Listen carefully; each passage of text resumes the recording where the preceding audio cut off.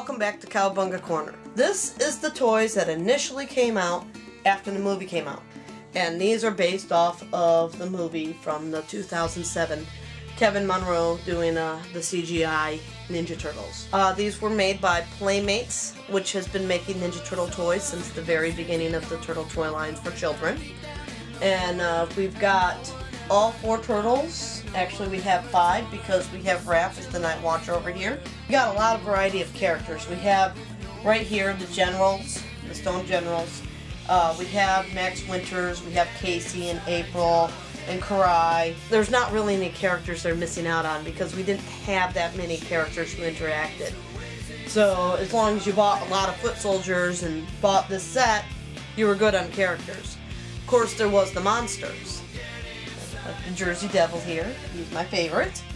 And they could have done more on the monsters. I mean, we were supposed to have so many monsters, but truth is there wasn't designs for that many monsters. They only designed the amount of monsters they needed to show. We got 9 turtle toys that was released. 9? Why 9? Okay, the answer to that is right here. We had the 4 turtles come out in their individual packaging. Everyone went out and bought right away, and then the Generals came out. And what did the Generals come with? They come with turtles in the packages with them. And if you take that armor off of those turtles, they're the exact same toys that you just bought. So you basically just bought yourself 8 turtle toys that look almost identical. Facial expressions are changed, which I kind of like because the Michelangelo expression on the individual package toy wasn't my favorite. No, I don't even have that one down here. That one's upstairs with the Cowabunga Carl head jammed over his expression. Now, originally when the toys were coming out, it was advertised that Splinter was going to come out with the Bigfoot monster, much like the Turtles came out with the Generals. He didn't, and we waited a long time watching the market. When is this coming out? When is this coming out? And finally, they put Bigfoot up as a mail-in offer only. So I have a Bigfoot here, my mom has one, and I also have one kept inside its white box that it was mailed in because that's the only box it has. When you open it up, they're inside a plastic bag inside the box. But he's a pretty cool toy, so I'm happy that I got him. I don't think this is my favorite toy line, but it's mainly not the toy designer's fault, but more the character design from the movie. Toy design that I really did not think they did well on with this series was the Max Winters. Has all the upper body he could need and barely any legs. If you try to set him up on his own, he's going to fall.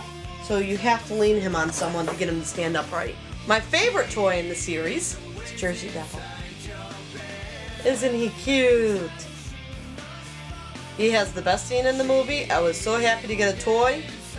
I'd love a plush doll of him. Next in the toys to talk about is the Stone Generals. Well, as you can see, there is 4 of them. Each of them do something. They glow red. Ooh. Not my favorite toys, because you can't do much with them. They're not posable, really. I mean, you can't bend their arms or their legs. This guy could run up walls and chase characters like crazy in the movie. He was one of my favorite generals. But can you do anything with the toy? You can have him stand there and look scary and make his eyes glow red. Yeah! So thrilling. Another one of the toys I really did like inside this series was their Casey Jones toy. Casey came out looking pretty cool. The worst thing about him is his mask. His mask has no real connection piece, so it falls off very easy. If you're a kid trying to take this Casey Jones toy out to play with your friends and you go outside in the grass and you have Casey in a battle scene and his face gets hit and his mask goes flying, you're going to have a hard time finding it, but it just slides right on the face. What I do like about this Casey toy though is that he could be interchangeable between the 4Kids series and the movie, because inside the end of the 4Kids series he did start using an outfit like this, and it has actually came out pretty cool. You can see an outfit similar to this in Turtles Forever. The biggest difference with this toy line done by Playmates for the Turtle movies was the fact that it was overused. They got a new toy design and they clung to it. One movie with this design. How many toys did we get in this design that did not belong in this design? I think if I'm going to go out there and buy something with this TMNT logo on it, this right here, I'm going to be buying a toy related to the movie. Then why am I sitting right now with a Shredder packaged? Shredder had nothing to do with the movie. He was hinted at the end of the movie, but he never made an appearance in the movie. Why do we got a toy of him? Why do we have 4 kids character toys? Yes, even Hun, who's never made an appearance or any connection to the movies at all, in this kind of packaging. A little story behind this for me. I go to a lot of conventions. I like to meet the guests. I like to get autographs. I enjoy it. But if I'm holding something for kids, I expect it to look for kids so that the autograph matches the packaging and the toy inside. So I go out, I buy these toys, and I look at them and I go, okay, we got Hun, and we got a movie packaging. We got a turtle inside here. The turtle that is packaged with Hun is designed like these movie toys. Not like the 4Kids TV series turtles that we all came to enjoy and expect out of the toy series. No, like the movie turtle. So we have a little Hun and a movie turtle. Little Triceraton and a movie turtle. Why? Why? Oh, I don't know. They turn around and they put 4Kids toys inside moving packaging. I did not take any of that to get autographed. I look at it and think it doesn't match either area of the Ninja Turtles. It's just kind of this limbo Playmates toys thing that they decided to throw on the market. Overall, if I was to rate the TMNT 2007 toy line between a 1 being the worst and 10 being the best, I would give them a 7. Their toys have wonderful detail added to them. I mean, if you look at like the back of their shells, you see all the little lines in there. And the front of the shells are actually a little bit soft, which makes sense since the turtles seem to bend a lot inside these movies. Most of the human characters don't stand up if you want them to stand alone.